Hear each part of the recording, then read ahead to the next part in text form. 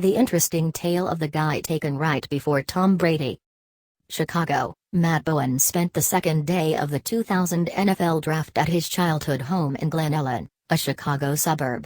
The long, drawn-out wait of a late-round pick is a common tale, and while the details vary, they all involve an overwhelming amount of stress.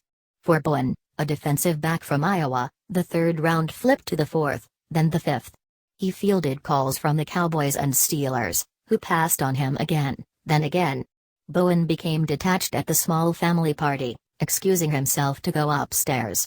He closed the door to his parents' bedroom and questioned everything. Am I good enough? What could I have done differently at Iowa?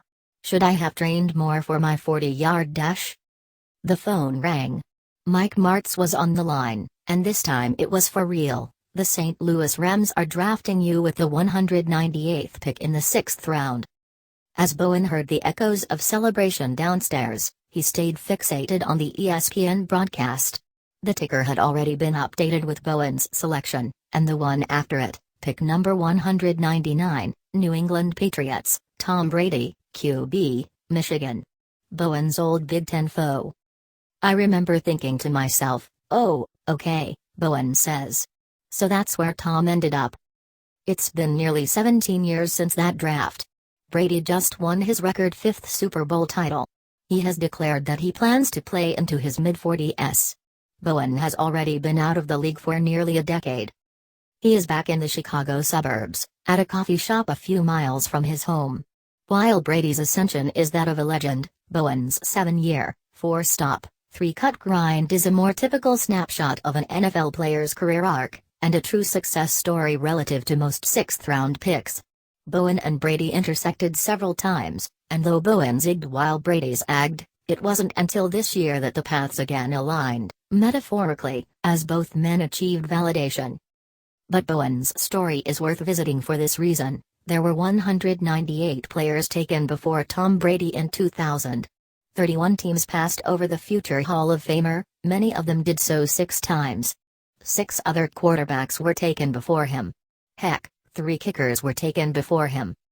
But for the rest of my life, I'll always be known as the guy taken right before Tom Brady, Bowen says, smirking. It's been attached to me. It's something you talk about at parties. It's kind of become a thing. Bowen arrived at Iowa as a quarterback. Before his sophomore year, he met with Hawkeyes legend Chuck Long, then the team's defensive backs coach. Do you want to play on Sundays?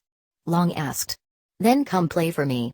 And so Bowen flipped sides and thrived, for the most part. In 1998, the Hawkeyes hosted number 25 Michigan on a drizzly Saturday at Kinnick Stadium. Brady was under center for the Wolverines, and threw the only touchdown in a 12-9 victory. I'm still pissed about this play, Bowen says. I remember everything. He beat me on an inside slant route to tie streets. If I would have kept my shoulders square, instead of guessing, it would have been fine. But Tom smoked me. A journalism major, Bowen spent free time working for the Daily Iowan, writing a weekly column during football season and covering the track beat in the spring. The NCAA, of course, prevented him from making any significant salary from his work, only $10 per article. But, to be fair, that's a lot of beer money in Iowa City, he says. His rookie year, Bowen started 2 games at safety for St. Louis, but his value was on special teams. That's how I made the league, that's how I stayed in the league, he says. But his second season opener sent the Rams to visit the Eagles on the unforgiving turf of Old Veterans Stadium. He stepped on one of the seams where they laid turf down over the base paths, breaking his foot. In Week 6, the Rams asked if Bowen could run. I was 23, I didn't know any better, he says. I wasn't 100%, but I ran because they asked me to. And so right after I run, they say I'm healthy, and then they cut me. So began a workout tour, fly to Green Bay, home for a day, fly to Phoenix, then San Francisco, then Seattle, and from there a red-eye to Boston. Bowen, by this point well out of clean clothes, was picked up at Logan Airport and driven to Foxborough by a quality control assistant. He worked out immediately upon arriving. My foot is not healed, Bowen remembers. But to stay in the league, you have to take risks. So there I was, in front of Bill Belichick and Scott Pioli, trying my best. Bowen's college coach, Kirk Ferentz, has a relationship with Belichick from their days with the Browns, and Bowen felt it was his best of the 5 tryouts. Bowen's agent reported back that the Patriots were very interested. Pioli called after reviewing scans from Massachusetts General Hospital. "Sorry, you're not healthy, we can't sign you." A few months later, Brady led the Patriots past the Rams in Super Bowl 36, the first franchise's first championship. Bowen did latch on with a team later in 2001, signing with Green Bay. It was a spot he liked. His longtime girlfriend, Shawn, was now his wife, and she was only a short drive away in Illinois. He practiced with Brett Favre every day. After joining the Packers mid-season in 2001, he signed a restricted free agent deal to stay in 2002, which led to his most memorable professional highlight. "I had 4 interceptions in my career, and the other ones. Look, you're probably not going to talk about Quincy Carter, Doug Johnson, Jake Delhomme," Bowen says. "But when you intercept the greatest quarterback of all time." Visiting Foxborough in Week 6, the Packers were protecting a 14-3 lead late in the first half. Brady was looking to put up points before halftime. Coming out of the 2-minute warning, a false start penalty had turned a 3rd and 3 into a 3rd and 8 from New England's 43. "We were playing cover 2, called it double zone," Bowen says. Deion Branch on the dig route. "I'm taught to play top down, meaning, I play over the top of everything and drive down on intermediate routes." Brady locks in on Branch. "I got a great jump on the ball and we both get our hands on the throw at the catch point. The ball kind of pops up. So, I just stick my hand back to get a piece of it and pulled it in. Some real luck involved, but I'll take it. That's my first career interception." The ball came home with Bowen. It rode in the empty seat next to him on the flight home. Now it's on display in Bowen's home office. He has 4 sons now, and whenever they bring a new friend over, it's the first thing they ask to look at. Bowen's sons, by the way, have become Patriots fans. They like Gronk a lot, and so therefore they like Brady. They were definitely rooting for him in the Super Bowl. After that 2002 season, Bowen signed a 4-year deal with Washington, his most lucrative contract, 4 years for $6 million, with $1.6 million guaranteed.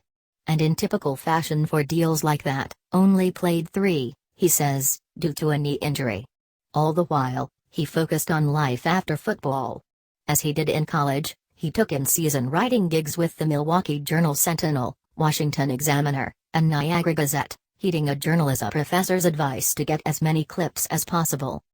While Brady sees almost no limits on the length of his football career, Bowen is already firmly situated in his second career, as a journalist. He earned a master's degree at DePaul and worked stints with the National Football Post, Chicago Tribune, and Bleacher Report. Bowen now pens a popular column for ESPN, blending X's and O's analysis with experience as a player. "I'm very proud of my career," Bowen says.